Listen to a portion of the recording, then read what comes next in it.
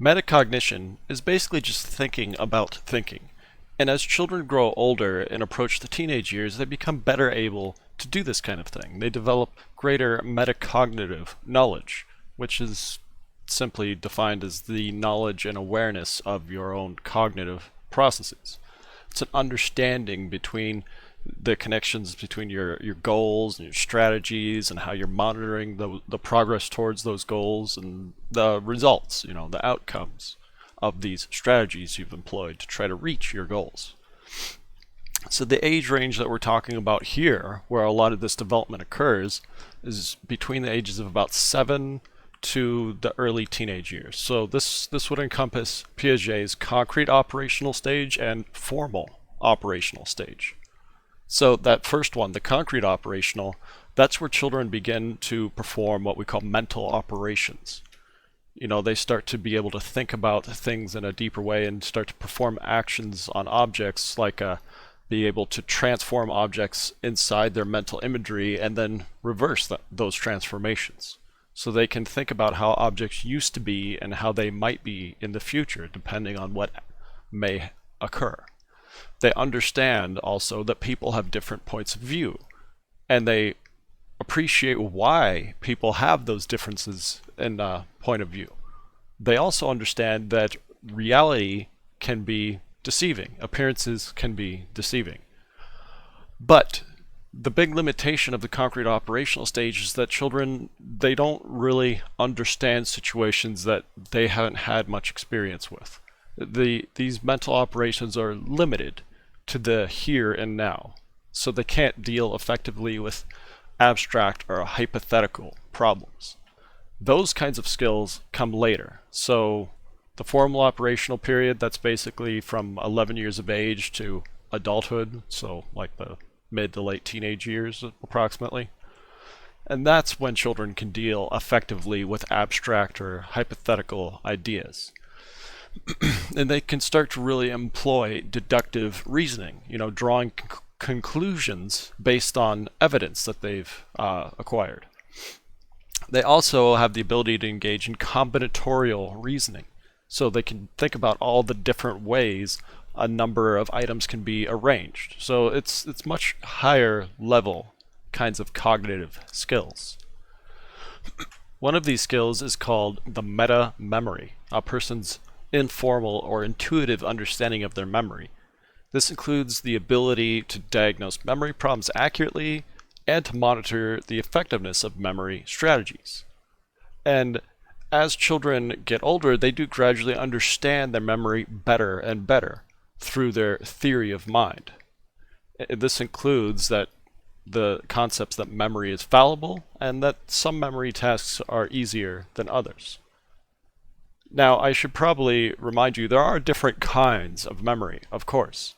You've got working memory, which is basically the part of your memory that you're aware of. You contain a small amount of information there, and it's only stored briefly. So like 7 plus or minus 2 information bits for about 12 seconds. And in order to get that stuff into your long-term memory, it has to be encoded.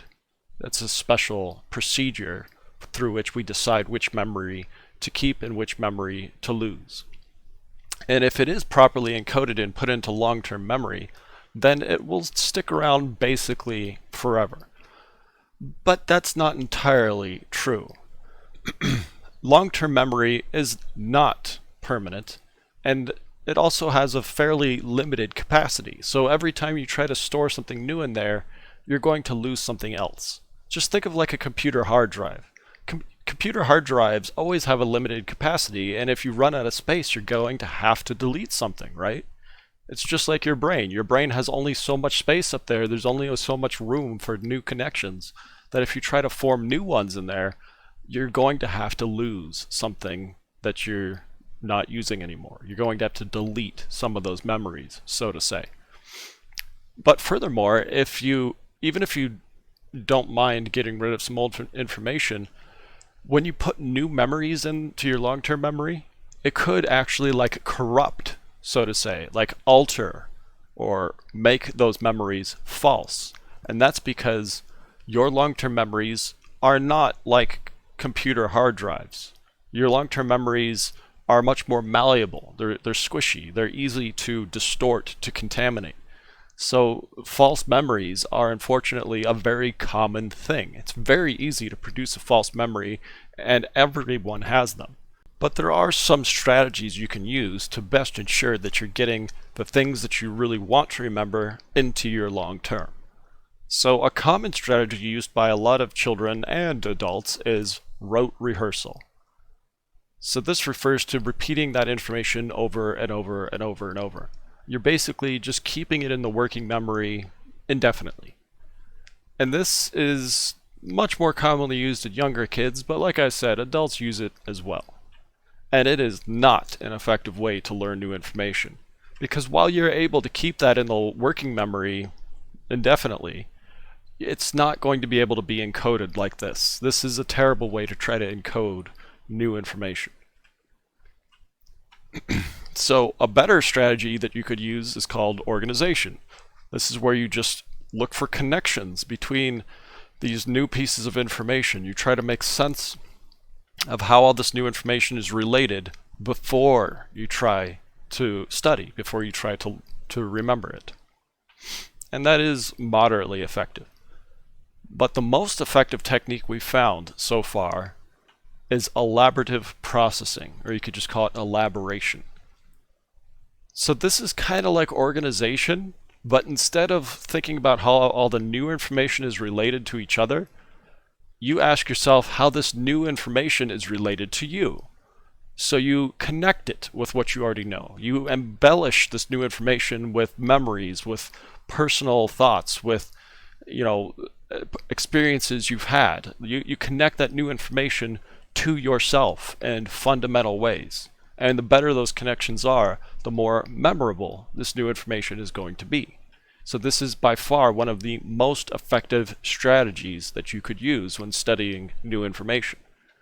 So the way you would use elaborative processing is just whenever you're reading something for a test, whether it's a history class or biology class, just ask yourself, well, how do I relate to this? What is this information? What kind of significance does this have to me as a person? Try to make it personal. That's the whole idea. And not only is this the most highly effective strategy, but it also leads to the utilization of numerous mnemonic techniques. One technique in particular that is a characteristic of highly successful students is known as cognitive self-regulation. So this involves the identification of goals, the selection of effective strategies, and the monitoring of the accuracy of those strategies. And there's a lot of revision as the time goes on, and those strategies are determined to be either successful or not. So here's the basic idea. Step one, like I said, is to first identify what your goal is. Try to determine that goal. And if you're a student, your goal is probably to get good grades. The next step is to select a strategy. So maybe your strategy for obtaining that goal would be something like rote rehearsal, rote learning, where you just study the material over and over and over and over. So you perform that, and then you go take your tests, and you get your grade on the test. That would be like monitoring the effectiveness of your strategy.